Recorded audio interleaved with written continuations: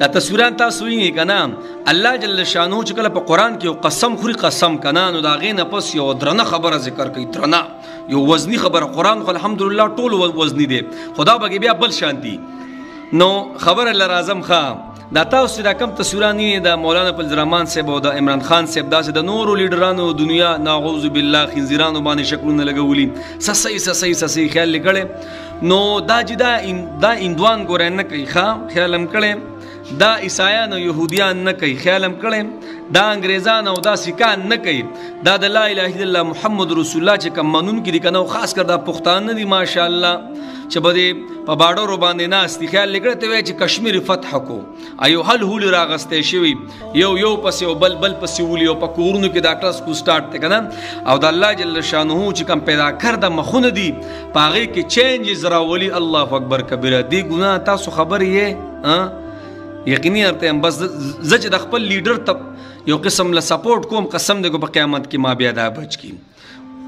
اغه الله جل شانه قرآن کې سو یوم یفر المرء من اخیه و امه و ابیه و صاحبته و بنیه داسې ورځ را روانه ده چې رور به د رور نه تختی پلار به د زوی نه تختی او داسې مور به د زوی نه زوی به د مور نه پلار دا رونه یاران دوستان به یو بل له لارې ورکوي تختی به د یو بل نه ولې و چې نیکۍ مطالبه را نه ونه کړي دومره نفسي به د هر یو کسي نو تاسو وایئ هسې خبره کوم که نه دا مخ ما ته پښتو کې مخ وي د الله د نوره دی او الله جل شانو قرآن کې قسمون لرازمه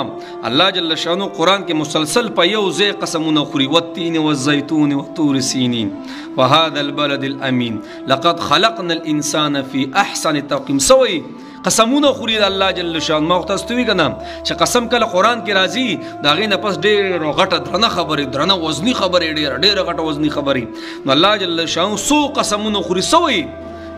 لقد خلقنا الانسان فی احسن تقویم تحقیق سره ما انسان نه دی دا ډېر ښایسته پیدا کړی دی نو هیڅ بیا ما ورته د اختیار چا راکړی چې ما ورته د خنزیران سازو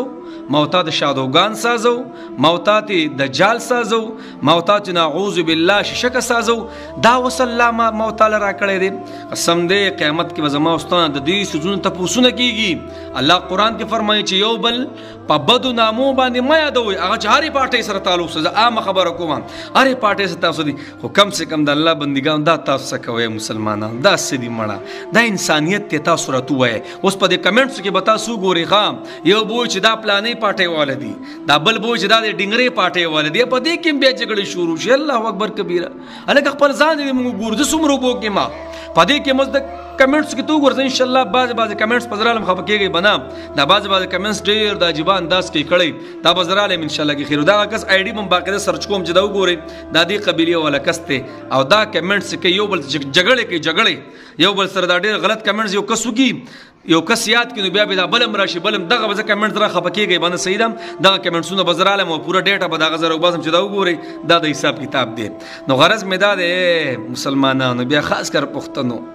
خپل لیډر به سپورټ کو خدا نه چې د هغې شکلونه رالو په خنزیرانو یې لګو د هغې شکلونه رالو هغه کس ماشوم چې په غلو باندې ناسې مړه په هغې لګې د هغې شکلونه رالو کله سپو ته اچو تاسو وایئ دا انسانیت دی مړه دا د انسانیت حتک دی کو نه دا د انسان رالګي او د خپل تخلیق باندې نعوذ بالله خنزیرانو شادوګان ساسي نو تاسو یې دغه ګوتو څومره عذاب دی چې د الله په خدای کې دوی تغیر راولي تبدیلي راولي الله اکبر کبیره عذاب نه کو خبر شوي که نه مسلمانانو پته به درته ولګي به خبره پوه شي او تاسو یو پوسټ وکړئ تصویر شیر کړئ دا تصویر به بیا د قیامته پورې یو قسم له ګرځي دا میډه یو څو بوري که نه دا به ګرځي ما ورته به دغې مړه چې توبې مو باسو کنه دې ګناه نه بیا ما ورته نشو خلاصېدی ګورئ په خبره پوه شئ نو غرض مې دا دی جي هر کله چې داسې تصویر چاله مخې له راشي کمنټس په مه کوئ کمنټس سره نور هم چوت ځي مکمل ډیلیټ کوئ ختموئ او څوک چې کوي مهرباني وکړئ جي لا سوم بیا به لا سوم روړې ګورئ خپل لیډر به سپورټ کوم خو جناب داسې نه الله چې خنزیران او شادوګان دې ساس کم بس الله دې مات